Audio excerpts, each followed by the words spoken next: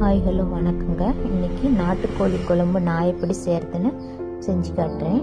குக்கரில் ஆயில் விட்டு கடுகு, கடலைப்பருப்பு, உளுத்தம்பருப்பு சேர்த்துக்கோங்க. அது பொரிஞ்சதும் பெரிய வெங்காயம் 1, கருவேப்பிலை தழை, பச்சை மிளகா சேர்த்து ஒரு 2 நிமிஷம் வணக்கி விடுங்க. அதுவும் நல்லா வணங்கட்டும்.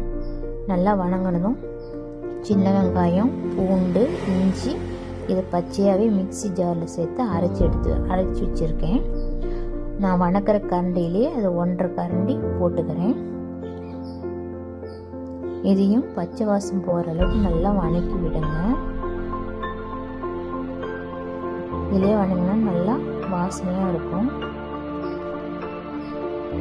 இது வணங்கினதும் 3 தக்காளி நறுக்கி வச்சுருக்கேன். 3 தக்காளி சேர்த்துக்கிறேன்.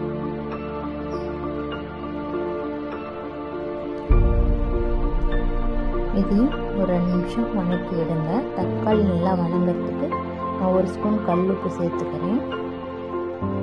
கல்லுப்பு சேர்த்துனீங்கன்னா ஒரு 2 நிமிஷத்துக்கு நல்லா வணங்கிரும்.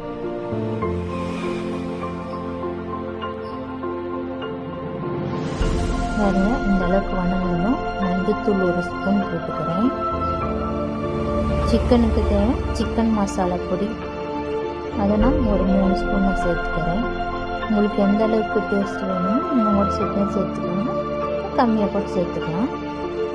இதுவும் ஒரு 2 நிமிஷம் வணங்கினதும் சிக்கன் 1 கிலோ சிக்கனை சேர்த்துக்கிறேன். இது நாட்டுக்கோழி தான், பிராயில் கோழி இல்லை. இது நாங்களே வளர்க்குறதுனால இது அப்பப்போ நாங்களே கற்றுப்போம். ஒரு 10 நிமிஷம் விட்டிங்கன்னா தண்ணி விட்டு அதே நல்லா வேகும். இந்த அளவுக்கு வேகும்போது மல்லித்தூள் இருந்தால் நான் கடை மல்லித்தூள் தான் யூஸ் பண்ணுறேன். ஒரு 2 ஸ்பூன் போட்டுக்கோங்க. போட்டு தக்காளி முழுகிற அளவுக்கு தண்ணி ஊற்றிக்கோங்க. தண்ணி ஊற்றி நல்லா கிளறி விடுங்க. கிளறி விட்டுட்டு குக்கரில் விசில் போட்டு ஒரு 4 விசில் விட்டாவே வெந்துடும்.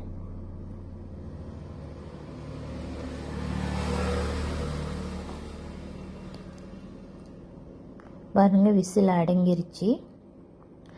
இதுக்கு மேலே கடலை தேங்காய் ஊற்றணும். கடலை தேங்காய் ஊற்றுறதுக்கு இந்த பாத்திரம் எனக்கு பத்தாது, நான் மாற்றிக்கிறேன். பாருங்க, இது ஒரு 2 கொதி வரட்டும். பாருங்கள், கொதி வந்துருச்சு. இப்போ நான் அரைச்சி வச்சுக்கிற கடலையும் தேங்காயும் இதோடய சேர்த்துக்கிறேன். இதுவும் 4-5 கொதி வரட்டும்.